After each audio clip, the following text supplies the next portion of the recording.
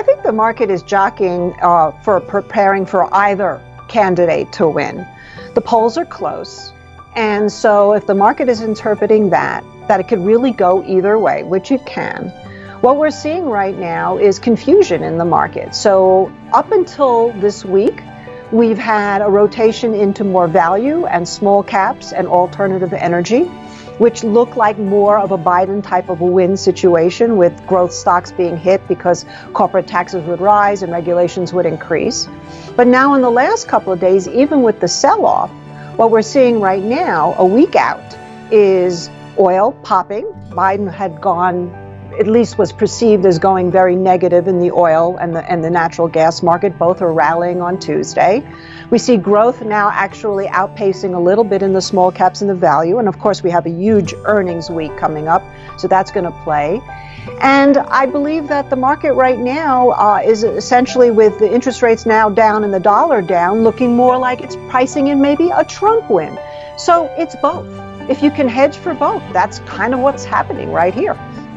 Well, even COVID has its place in this whole election, because they both, candidates, have different mandates on what they're going to do about COVID. Trump has been very, very vocal about the fact that he will keep businesses open, that even though the cases are spreading, which at some point he actually denies is even happening here, that businesses will remain open because the recovery rate is very strong and because the debt rate is still low.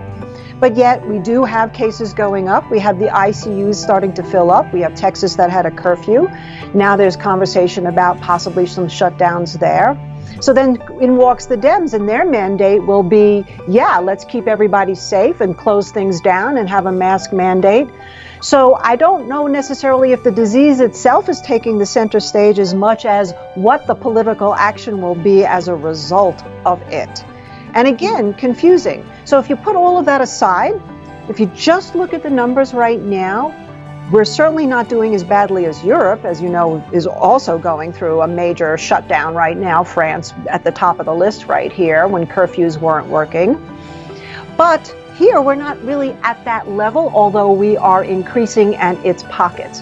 But the recovery rate is still relatively high. The ICUs are close to being filled, but not quite. And we've had a little bit of a rise in death rate, about 15%, but nowhere near the peak when we were looking at that back in March. So we'll see.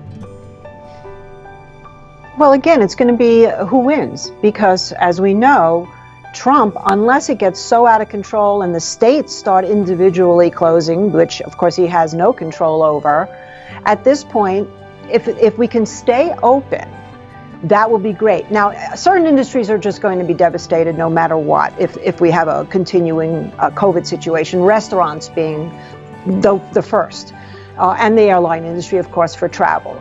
But here's a perfect example. I mean, I live in Santa Fe, New Mexico. We had the restaurants, 25% capacity inside, but they were all bustling outdoors because the weather was warm. Well, we woke up to a winter storm and 16-degree weather. So I don't care how many heaters you have outside, people are not going to eat outdoors when it's below freezing. And that's going to impact restaurants greatly.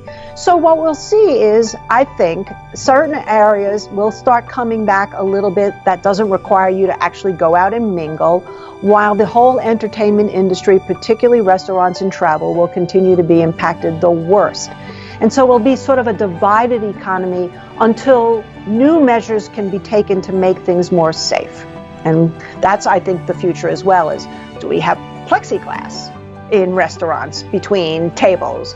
Do we, what? I mean, I'm not sure. I'm not going even to try to be the creator of things that will make people feel safer. But I do believe that there are people out there doing that, trying to come up with those ideas.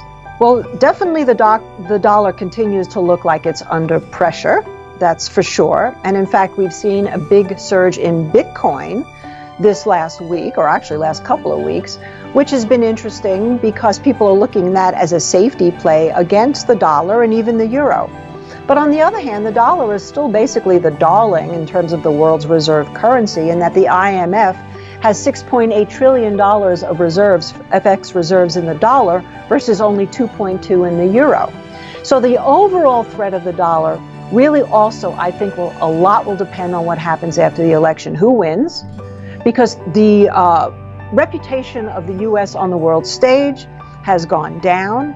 And if we have more social unrest in this country as a result of one candidate versus the other, that will not be good for the dollar. With all of that said, if things stay sort of status quo, we make a peaceful transition, and things can remain relatively calm, and we can work on some of the relationships with allies, or let's say Biden wins and raises taxes, that also could actually, and the rates might go up, that could help the dollar. And also we have to look at this whole idea of inflation. That's another little nagging bird out there that's floating around with the money supply, as you mentioned, and the printing of more currency, number one. And number two is the rising debt and also the rising food costs. That could really also be another factor that will hurt the dollar until the Fed has to come in and not be so accommodative to keep it under control. It's really interesting. I certainly wouldn't be buying the dollar right now, but we are long Bitcoin, and I'm very happy about that. And one last comment, since you and I have talked about this a lot through this whole year, is gold. So, we were aside, we had caught that whole big move up, we got out, and we've been sitting flat since we got out in the early part of September. And on Tuesday, we bought gold for the first time. A small position, not a huge full capacity position, and a relatively tight stop. But nonetheless, we believe that now may be the time, right as things are starting to bubble, volatility starting to come back with the election coming and the COVID and everything else, was probably a good time right now to be looking at the gold market. So we got in, we'll see what happens.